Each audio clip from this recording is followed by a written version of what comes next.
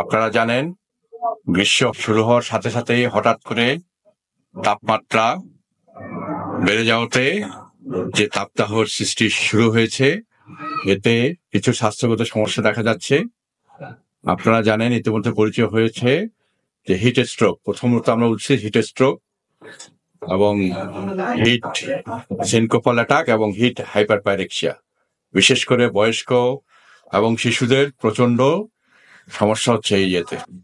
তো আমাদের সবার প্রতি অনুরোধ থাকবে, বিশেষ করে 12টা থেকে 3টা এই রোদটা খুবই মারাত্মক। এই সময় সূর্য মাথা বরাবর থাকে, সর্বোচ্চ তাপমাত্রা থাকে, বিধায় এই টাইমটা যেন বাইরে থাকতে না হয়, ঘরের ভিতর বা ছায়া থাকলে ভালো, সরাসরি রোদের সংস্পর্শে না আসলে ভালো। যারা কাজ করতে হবে, বিশেষ করে শ্রমিক শ্রেণীর এবং যারা এই পথচারী আছেন, তাদেরকে আমরা অনুরোধ করব যেন ছাতা ব্যবহার করেন অথবা মাথায় যেন কাপড় দেন।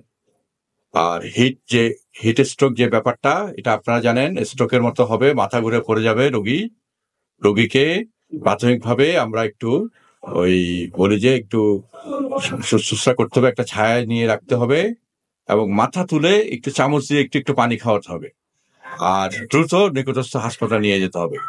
আপনারা জানেন স্বাস্থ্যমন্ত্রীর নির্দেশে আমাদের হাসপাতাল অলরেডি তৈরি হয়ে গেছে। আমাদের ইমার্জেন্সি আউটডোর ইনডোর এইসব জায়গায় আমাদের প্রস্তুতিমূলক ব্যবস্থা চালু হয়ে গেছে। আমাদের জরুরি বিভাগে কোনো রোগী আসলে আমাদের অবজারভেশন রুট আছে, ওখানে আমরা রিহাইড্রেশন এবং প্রয়োজনে আমরা আইভি স্যালাইন দেব এবং যাদের প্রকৃত স্ট্রোকের লক্ষণ দেখা যাবে তাদেরকে আমরা ইনডোর এবং সেখান থেকে আইসিইউতে নিয়ে যেতে পারবো। তো অ্যাজ এ হোল আমার বক্তব্য হচ্ছে যে গরম তো থাকবেই, এটা তো আমরা প্রিভেন্ট করতে পারবো না, কিন্তু গরম থেকে নিজেকে বাঁচানোর জন্য আপনাদের সবাইকে অনুরোধ রাখবে যে একটু ছায়ায় থাকার জন্য এবং সাথে যেন পানি থাকবে, পানি খেতে হবে বারবার। আবার পানিটা যেন এটা নিরাপদ পানি হয়, রাস্তাঘাটের খোলা পানি খেয়ে আবার ডায়রিয়া হতে পারে, ওটা আপনি একটু খেয়াল রাখতে হবে। আর পরিশেষে বলবো, বাচ্চাদের প্রচুর ঘাম হচ্ছে, মা যেন তার ব্যাগে বাচ্চা যেন পানি রাখে এবং একটা টাওয়েল বা একটা কাপড় রাখে বাচ্চাকে ঘামটা মুছে দেওয়ার জন্য। ঘাম যেন বাচ্চার গায়ে না শুকায়, এতে বাচ্চা আরো ডিহাইড্রেশন হয়ে যাবে এবং আপনারা জানেন যে ঘাম গায়ে শুকালে মারাত্মক চর্মরোগ দেখা দিচ্ছে। অলরেডি চর্মরোগের প্রকোপ বেড়ে গেছে বিভিন্ন হাসপাতাল এবং আমাদের হাসপাতালেও রোগী এই গরমের কারণে চর্মরোগও বেড়ে গেছে।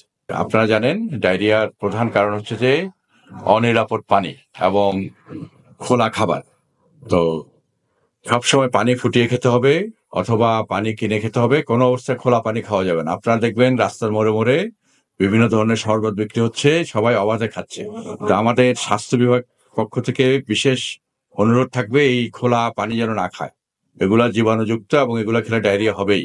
এবং ডায়রিয়ার সাথে সাথে পরবর্তীতে আপনারা জানেন হেপাটাইটিস এ এবং হেপাটাইটিস ই, এই দুইটি জন্ডিস এগুলোও দেখা দিতে পারে।